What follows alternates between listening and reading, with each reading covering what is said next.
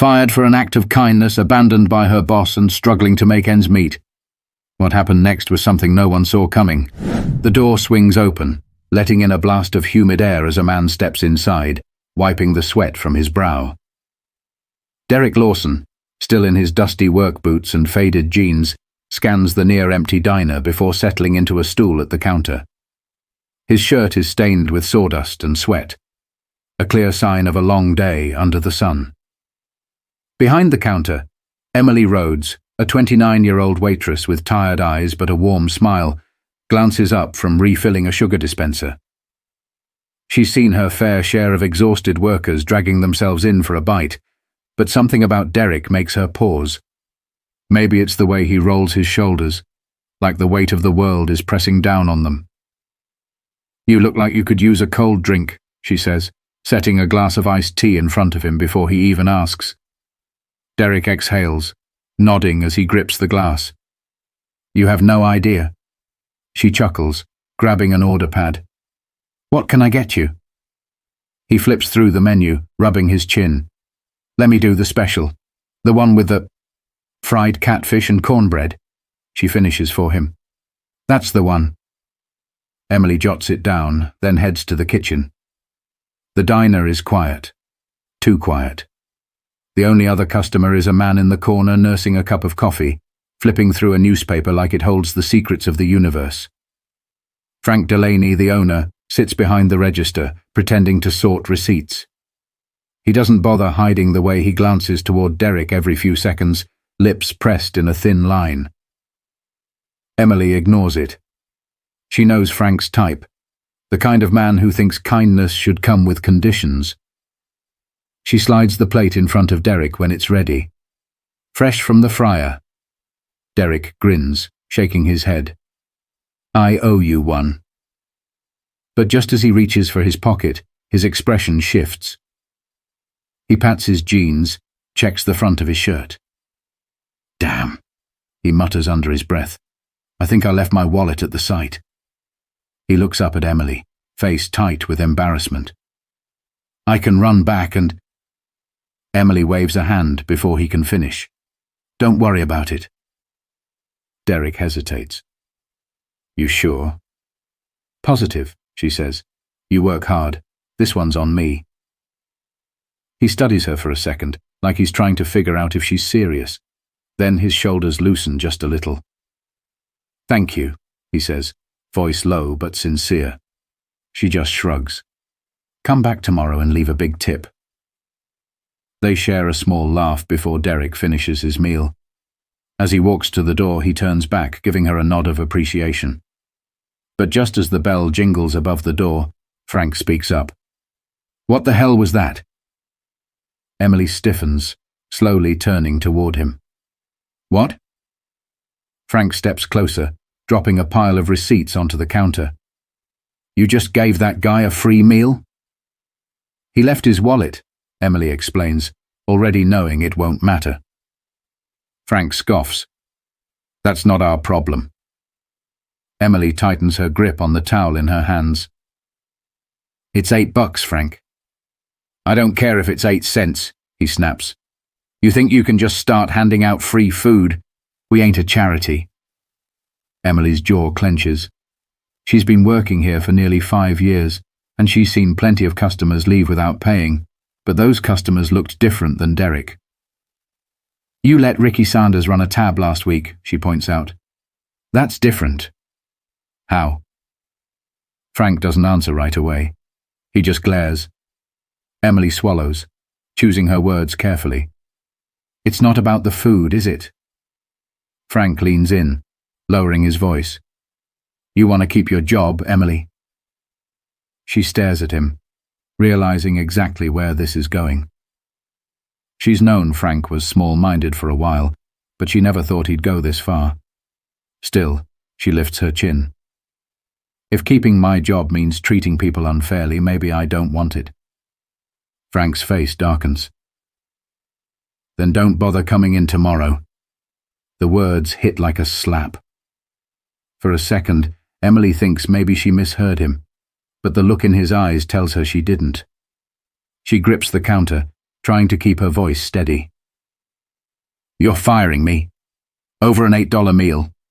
"No." Frank shakes his head, voice cold. "I'm firing you for insubordination."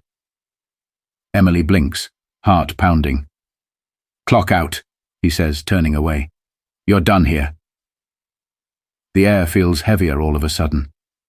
The coffee pot gurgles in the silence. Emily stands there, swallowing hard.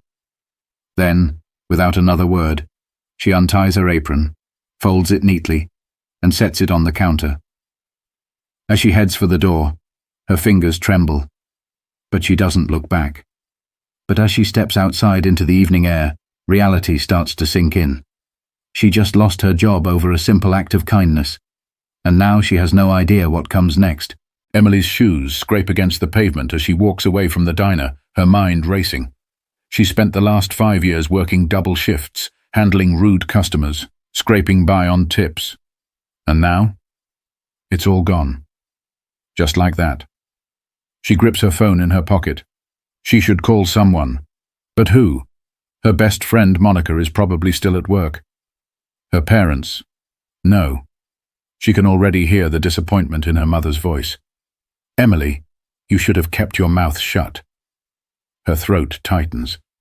She crosses the street without thinking, barely noticing the cars whizzing by. Her feet carry her somewhere, anywhere, just away from that diner. After a few blocks, she stops in front of a gas station, the neon sign flickering overhead. She pushes inside, the air conditioning blasting against her skin. She pretends to browse the aisles, running her fingers along the cheap bags of chips, the overpriced candy bars. But really, she's just stalling. Finally, she pulls out her phone and checks her bank account. 324,56 That's it. That's all she has. Her stomach knots. Rent is due in 2 weeks. A voice cuts through her thoughts. "You okay?" She looks up. The cashier, a kid who can't be older than 20, is watching her from behind the counter. Emily forces a smile. "Yeah, just thinking." The kid nods, but doesn't push. She grabs a bottle of water, pays, and heads back outside. The reality is hitting her now. She has no job, no backup plan, and no clue what she's supposed to do next. Back at her apartment, silence fills the space. She sets her keys on the counter, then stands there, staring at the blank wall. This place isn't much. A tiny one-bedroom with a leaking faucet and a fridge that hums too loud. But it's hers. She can't lose it. She drops onto the couch, pressing the heels of her hands against her eyes. What now? She could start applying for new jobs in the morning, but she knows how that goes. Waiting tables doesn't pay much, but at least it was something. Most places won't even be hiring. Her chest tightens. This isn't fair. She did the right thing. She helped someone. But instead of feeling proud, all she feels is stupid. Meanwhile, word starts to spread. By the next morning, half the town has heard about what happened. Some say she got what she deserved. Others say Frank Delaney finally showed his true colors. It starts as whispers, then turns into something bigger. People talk. And in a town like this, people don't forget. Emily wakes up to a text from Monica. "Monica, girl, what the hell happened? Call me ASAP." Emily sighs, staring at the message. She doesn't want to rehash it. But then, there's another text, from a number she doesn't recognize. Unknown. "Hey, it's Derek. Hope you're doing okay. Can I stop by?" She stares at the screen. Derek. She barely knows him. But somehow he's the only person who seems to care. She hesitates, then types back, "Emily, yeah, sure." An hour later, there's a knock at her door. She hesitates before opening it.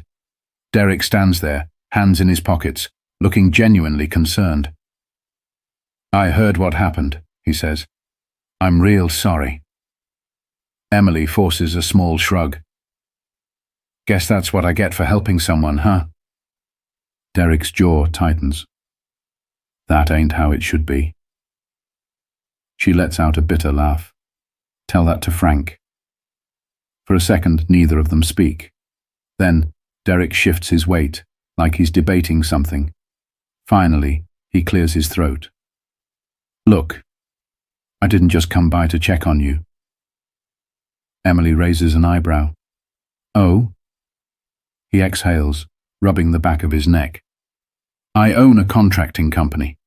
We've been growing fast, and I need someone to help keep things organized. Scheduling, paperwork, client calls, stuff I don't have time to handle. Emily blinks. Wait, you own the company? He smirks. What, you thought I was just some guy with a toolbox? She chuckles. I mean, kinda. Derek laughs, shaking his head. Nah. Been running my own crew for 6 years now. Then his expression turns serious. I don't know if it's what you're looking for, but if you need work, the offer's there.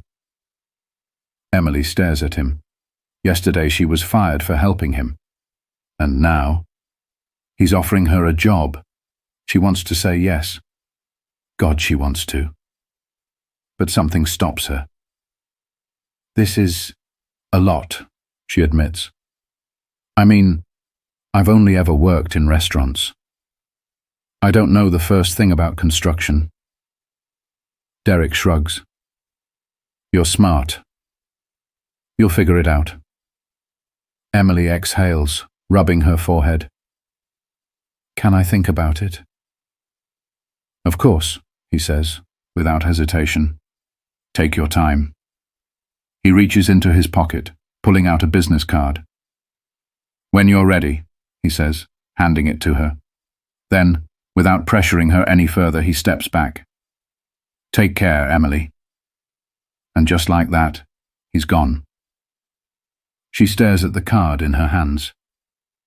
Derek Lawson, owner. Lawson Contracting and Renovations.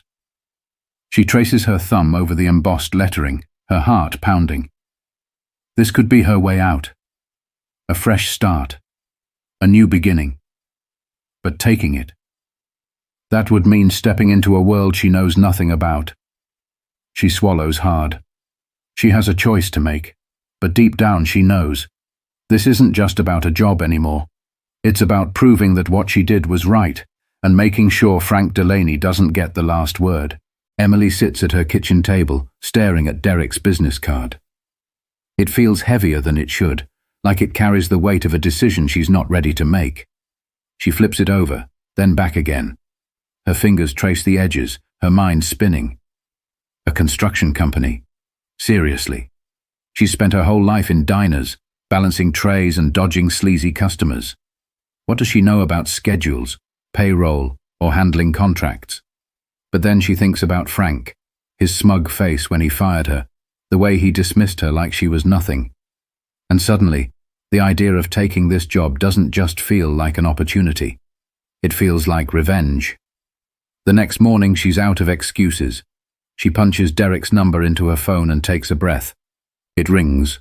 Once. Twice. Then, Emily. Derek's voice comes through, steady and warm. Good to hear from you.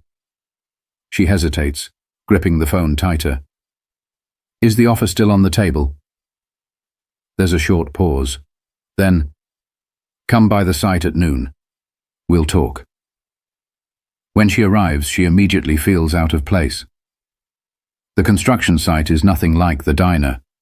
Workers in hard hats move in every direction. Trucks rumble over gravel. The air smells like sawdust and fresh paint. Derek waves her over. He's in his element here, confident, in control. Emily, on the other hand, feels like an intruder. Didn't think you'd actually show, he says, smiling. She shrugs. Didn't think I would either. He leads her toward a makeshift office trailer, small but functional. Inside, blueprints are spread across the desk. A whiteboard lists client projects and deadlines. Derek leans against the desk. All right, be honest with me. How much do you know about running a business? Emily laughs dryly. Unless you count handling drunk customers and balancing plates on my arm. Nothing. Derek nods, like that's exactly what he expected. Good. No bad habits to unlearn. She raises an eyebrow. You're really not worried about hiring someone who has zero experience? He shrugs. I built this company from nothing. Learned as I went. You can too. Emily lets out a breath. She doesn't know if it's confidence or pure recklessness, but either way, she's in. What do you need me to do? Derek grins. First lesson? Never ask that question. She frowns. Why?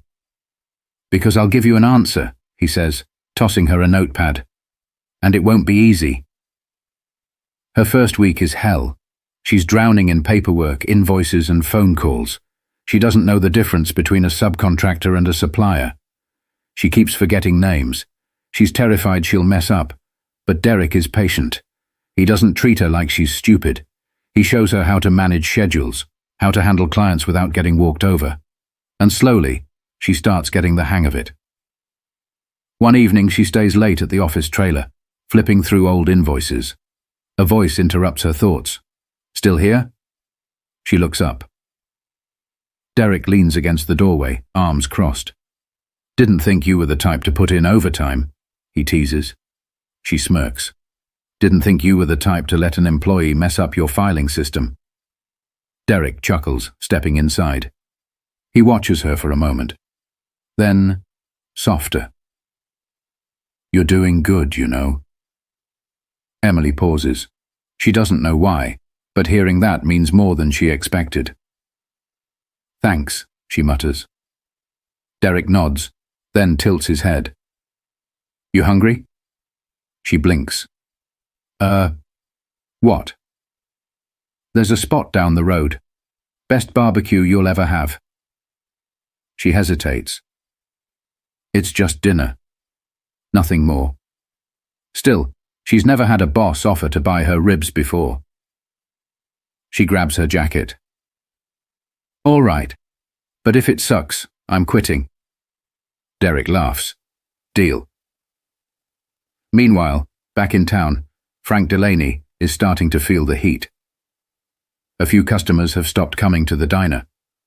Word has gotten around about why Emily was fired. Some don't care, but some do. And that's a problem. One afternoon, he finds himself in the grocery store, picking up supplies. As he waits in line, two women whisper behind him. She gave a man one free meal and he fired her? I heard he barely gave her a chance to explain. Frank clenches his teeth, tossing his groceries onto the conveyor belt. He doesn't like this. He doesn't like the way people are looking at him now. Emily doesn't know it yet, but she's become a symbol. People are talking. People are choosing sides. And sooner or later, Frank is going to have to face the consequences. But right now, Emily is too busy proving something to herself. That she's stronger than Frank ever gave her credit for. Emily leans against the counter of the barbecue joint, the scent of smoked ribs and sizzling brisket thick in the air. She watches Derek from the corner of her eye as he greets the owner like an old friend. The man claps Derek on the back, tossing him a free side of cornbread. People respect him here. It's a strange contrast to what she's used to. At the diner, Frank ran things with an iron fist. Customers tolerated him, but no one liked him. Derek, he earns his respect, and Emily's starting to see why. They sit at a booth near the window, their plates stacked high. Derek tears into his ribs without hesitation. Told you this place was good. Emily rolls her eyes. I haven't even taken a bite yet. She picks up a fork, but before she can dig in, her phone vibrates. A text from Monica. Monica, girl, you are not going to believe this. Frank is losing his damn mind. Emily frowns. She shoots back. Emily, why? A few seconds later, Monica, people are boycotting the diner. Business is dead. Emily stares at the screen. Derek raises an eyebrow. Everything all right? She hesitates before flipping her phone around to show him. He reads the message, then leans back, shaking his head. Karma's quick sometimes. Emily lets out a breath. She doesn't feel bad for Frank, not one bit. But still, she didn't expect this. People are actually standing up for her. She presses her lips together, a strange mix of satisfaction and disbelief washing over her. Derek wipes his hands on a napkin, watching her. What are you thinking? She exhales. I don't know, I never thought people would care. Derek studies her for a moment. That's the thing about doing the right thing, he says. Sometimes people don't notice. But when they do, it sticks. She lets that sink in as she finally takes a bite of her food. Damn. He was right about the ribs. Meanwhile, across town, Frank Delaney is fuming. The diner is a ghost town. The usual breakfast rush? Gone. The lunch crowd? Nowhere to be seen. Even his regulars, the old-timers who practically lived at the counter, aren't showing up. He slams a rag onto the counter, glaring at the empty booths. This is ridiculous, he mutters. But deep down, he knows exactly why it's happening. People don't like bullies. And right now, that's what he looks like. The bell above the door jingles, and for the first time today, someone walks in. Frank's stomach unclenches. Finally, a customer. But then he sees who it is. Derek Lawson. Frank stiffens. Derek walks in like he owns the place, calm and unbothered. He stops at the counter, resting his hands on the surface. Frank folds his arms. You lost? Derek smirks. Nope. Just thought I'd check in, see how business is going. Frank's jaw tightens. I don't know what you think you're doing, but if you're here to start something... Derek raises a hand. Relax, Frank. I'm just here to talk. Frank glares at him, but he doesn't tell him to leave. Derek leans in slightly. You made a mistake. Frank scoffs. I don't need a damn lecture from you. Derek shrugs. Maybe not, but look around. Frank doesn't want to, but he does. Empty tables, stacked chairs, a register that hasn't been opened all day. Derek shakes his head. This town isn't as small-minded as you thought, huh? Frank's lip twitches. What do you want? Derek sighs, rubbing his chin. Then, in a tone so casual it feels like a punch to the gut, he says, I want to buy this place. Frank almost chokes. What? You heard me, Derek says. I'll pay cash, more than it's worth, too. Frank laughs, but there's no humor in it. Why the hell would I sell my diner to you? Derek doesn't flinch. Because you're bleeding money, and we both know it. Frank stares at him. His fingers twitch on the counter. He hates this. He hates that Derek is right. He hates that he's the one in the weak position now. But most of all, he hates the fact that he's actually considering it. Derek leans back, giving him space to think. Sleep on it, he says. But don't wait too long, because once this place sinks for good, he smirks. You won't get a second chance. Then, without another word, he walks out. Frank stands there, fists clenched, watching him go. For the first time in his life, he doesn't know what to do next. That night, Emily is exhausted, but wired. She sits on her couch, feet propped up on the table, still processing everything. She's finally starting to feel like she belongs at Derek's company. And now Frank's empire is crumbling. She doesn't know if Derek will actually buy the diner, but she does know one thing. The power dynamic in this town has shifted. For the first time in a long time, she's on the winning side. But just as she starts to relax, her phone buzzes with an unknown number. She hesitates, then picks up. A low voice comes through the speaker. Emily Rhodes. She sits up straighter. Who's asking? A pause. Then, I represent Frank Delaney, and we need to talk. Because Frank isn't done yet, and this fight, it's far from over. Emily grips her phone tighter. Frank's lawyer, she repeats. The voice on the other end is smooth, practiced. That's correct. My client would like to meet. She almost laughs. Frank Delaney wants to meet? After everything? Tell him I'm not interested, she says, moving to hang up. But the voice stops her. I think you'll want to hear what he has to say. Emily hesitates. Against her better judgment, curiosity wins.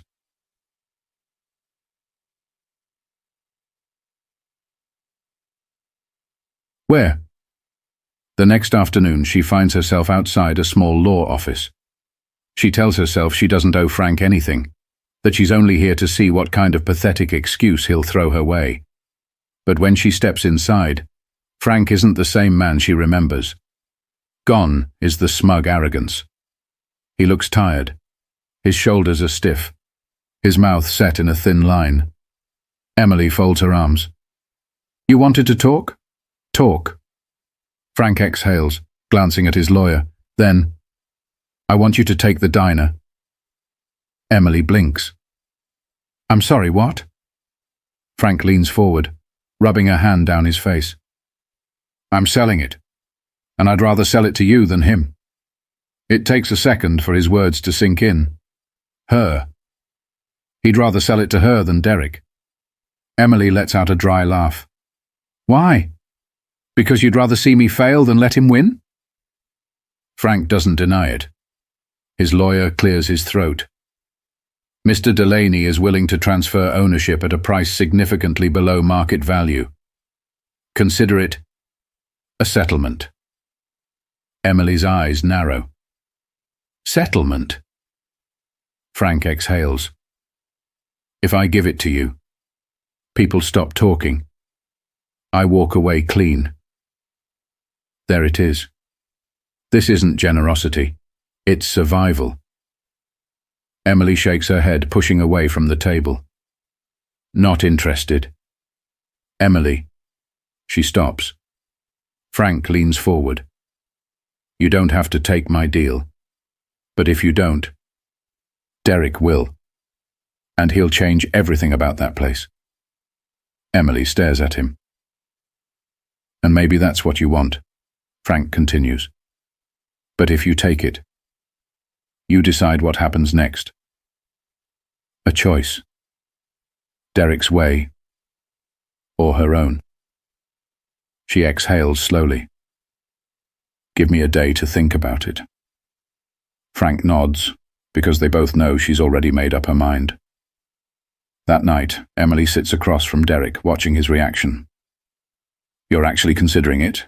He asks, eyebrows raised. She nods. I don't know why, but yeah. Derek leans back. I offered to buy that place because I wanted to make a point, not because I actually care about flipping burgers. Emily smirks. That's the difference between us, I guess. Derek studies her for a moment. You think you can turn it around? I don't know, she admits, but I know I won't run it like him. Derek nods slowly. Then do it. Emily tilts her head. You're not mad. He chuckles. Emily, I didn't come after that diner because I needed it. I came after it because Frank needed to lose. And guess what? He spreads his hands. He lost. Emily exhales, feeling something strange settle in her chest. A sense of control. For the first time in weeks, she's the one making the decision. She pulls out her phone and dials. Frank, you've got a deal. But what she doesn't know is, taking over the diner is just the beginning, because the moment she signs those papers, the real fight begins. The ink dries on the contract. It's official. Emily Rhodes now owns the diner. She grips the pen a little tighter as reality sets in. She should feel victorious. After all, she beat Frank at his own game. She took what he never thought she could have. But deep down, there's a nagging truth she can't ignore. Winning the fight was the easy part. Now, she actually has to run the place. Her first day as the owner is a disaster. The staff is skeptical. They know who she is, but they don't see her as their boss yet. Some of them are loyal to Frank. Others aren't sure if she can handle it. The kitchen is a mess. The books? Worse. And the customers? Half of them stopped coming when Frank left. The other half? They just want to see how bad she fails. By lunch, Emily is sweating. She hasn't even taken a break, but she already feels like she's drowning.